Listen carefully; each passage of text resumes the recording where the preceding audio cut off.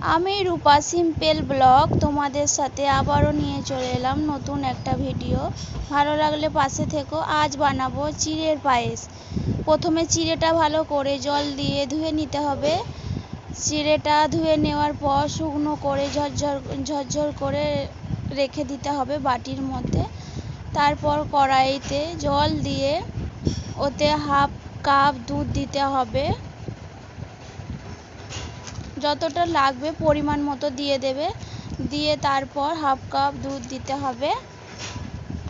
দেওয়ার পর দুধটাকে ভালো করে মিশিয়ে নিতে হবে জলের সাথে।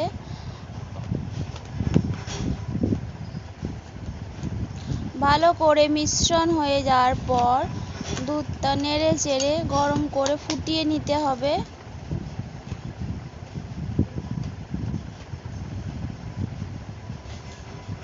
যতক্ষণ না ফুটছে নেড়ে চেড়ে জাল দিতে হবে। তারপর সব চিড়ে দিয়ে দিতে হবে দুধের মধ্যে।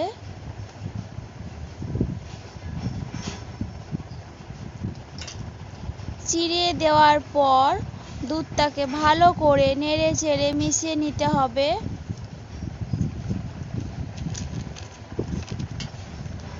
ভালো করে মিশিয়ে নেওয়ার পর চাপা দিয়ে কিছুক্ষণ 5 মিনিট ফোটাতে হবে। ফুটে যাওয়ার পর আবারও ঢাকনা খুলে ভালো করে আবার নেড়ে চেড়ে দেখে নিতে হবে।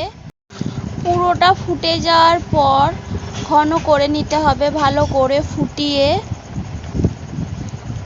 যতক্ষণ ফুটবে ভালো করে নাড়তে হবে, নেড়ে নেড়ে ঘন করতে হবে। তারপর হাফ কাপ চিনি দিতে হবে। যতটা দুধ দেওয়া হবে সেই পরিমাণ অনুযায়ী চিনি দিতে হবে। চিনি দিয়ে আবারও ভালো করে নেড়ে চেড়ে মিশিয়ে নিতে হবে। পুরোটা ফুটে যাওয়ার পর যখন ঘন হয়ে আসবে ভালো করে নেড়ে নেড়ে নিচে ধরে না যায় লক্ষ্য রাখতে হবে। সেই বুঝে ধরে যাওয়ার আগে ভালো করে নেড়ে নিতে হবে। ঘন হয়ে যাওয়ার পর পায়েসটা তোমরা বুঝতে পারবে যখন ঘন হয়ে যাবে, ফুটে গিয়ে কমে যাবে, তখন নামিয়ে রাখতে হবে। একটা বাটিতে ঢেলে নেবে। ঢেলে নেওয়ার পর কড়াইতে গরম ঘি দিতে হবে। ঘি দিয়ে গরম করে নেওয়ার পর কাজু বাদাম দিয়ে ভালো করে ভাজতে হবে। কিছুটা লাল হয়ে যাওয়ার পর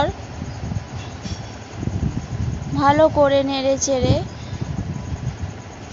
ওতে আবারও কিশমিশ দিতে হবে।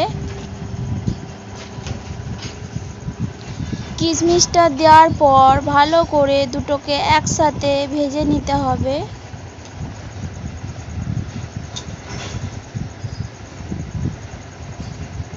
পুরোটা ভাজা হয়ে যাওয়ার পর পায়েসটা দিয়ে দিতে হবে। দিয়ে পুরোটা নেড়ে চেড়ে মিশিয়ে নিলেই তৈরি আমাদের চিড়ের পায়েস। ভালো লাগলে পাশে থেকো, অবশ্যই লাইক কমেন্ট শেয়ার করো। ভিডিওটা দেখার জন্য তোমাদেরকে অনেক অনেক ধন্যবাদ।